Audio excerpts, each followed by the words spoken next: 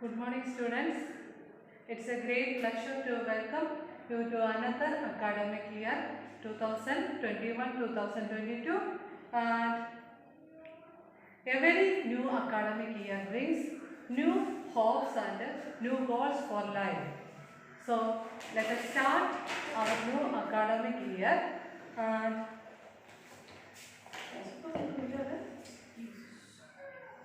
this is your textbook. Are you familiar with your textbook? Enhanced Explore Semester 1. Okay. This is your textbook.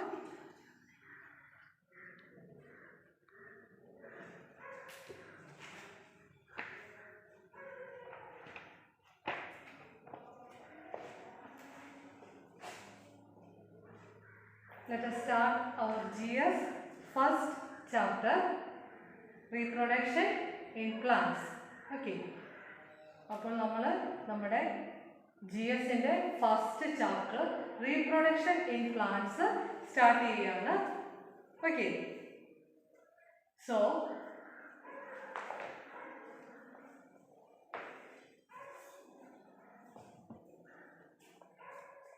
this is your chapter 1, reproduction in plants. Okay.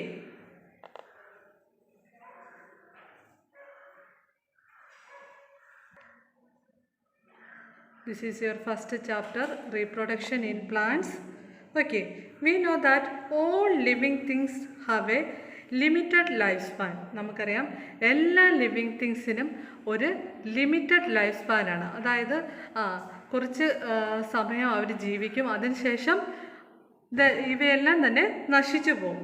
All living things have a limited life span and die sooner or later.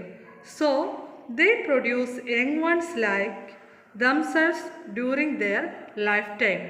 അതായത് ഈ ഓരോ living തിങ്സും അവരുടെ life ടൈമിൽ അതിൻ്റെ young വൺസിനെ produce ചെയ്യും. Okay. So that their species may not die out.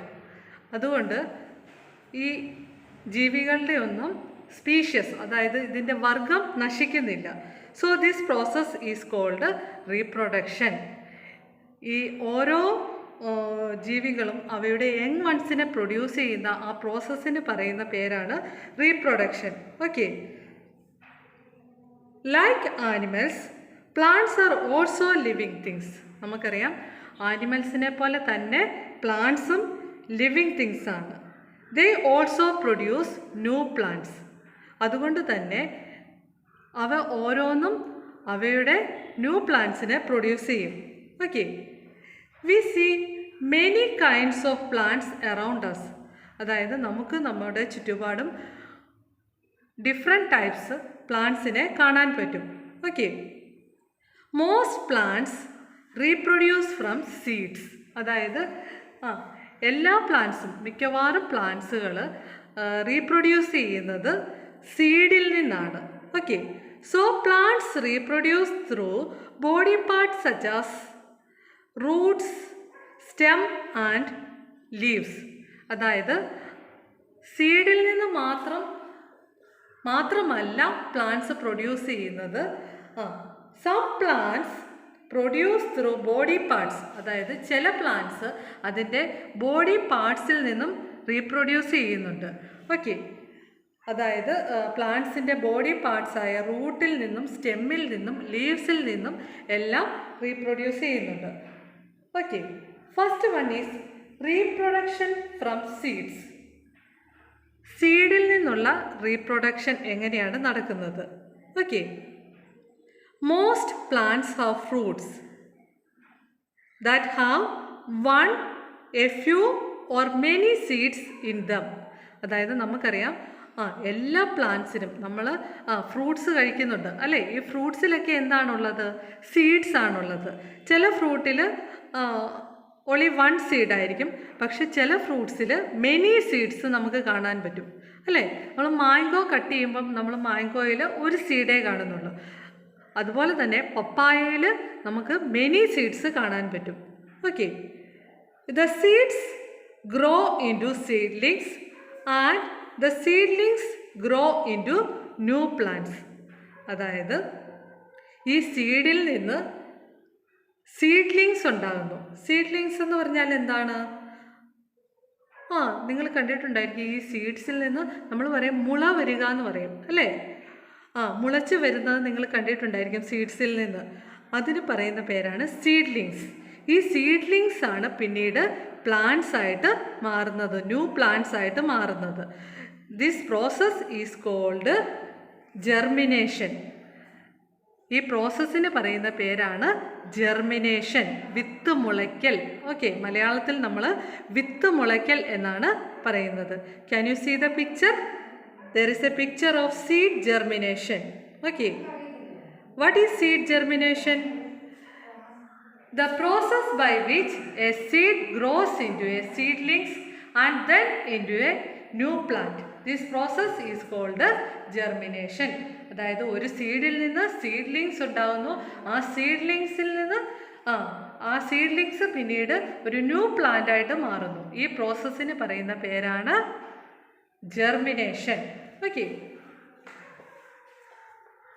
a seed needs air, water and warmth to germinate. അതായത് ഒരു സീഡിന് ജെർമിനേറ്റ് ചെയ്യണമെങ്കിൽ എന്തൊക്കെ കാര്യങ്ങളാണ് ആവശ്യമായിട്ടുള്ളത്? What are the necessary factors four seed germination? That is air, okay, next is water and warmth.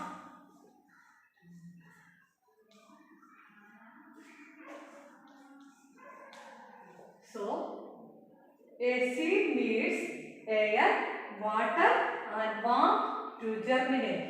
Okay. Next is structure of a seed. ഒരു സീഡിന്റെ structure എങ്ങനെയാണ്? Let us learn what is the structure of a seed. Okay. Can you see this? A seed is covered with a seed coat. അതായത് ഒരു സീഡിന് ഒരു outer covering ഉണ്ട്. ആ outer കവറിങ്ങിന് പറയുന്ന പേരാണ് seed coat. That protects the baby plant inside the seed. അതായത് ഈ സീഡ് കോട്ടാണ് അതിൻ്റെ ഇൻസൈഡിലുള്ള ബേബി പ്ലാന്റിനെ പ്രൊട്ടക്റ്റ് ചെയ്യുന്നത്. This baby plant is also called embryo. ഈ ബേബി പ്ലാന്റിന് പറയുന്ന മറ്റൊരു പേരാണ് embryo. Okay, the seed is covered with a seed coat that protects the baby plant inside the seed. So the baby plant is called embryo. The seed also have seed leaves that contain food for the growing embryo. These are called cotyledons. അതായത് നിങ്ങൾ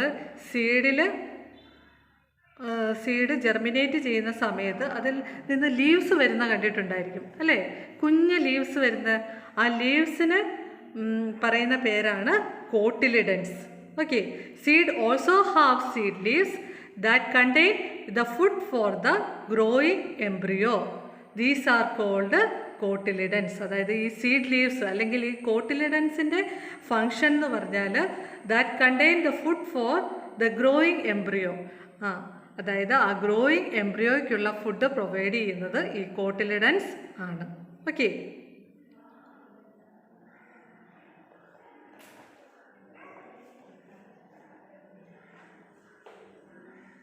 so these are all today's topic. Let us recall once again.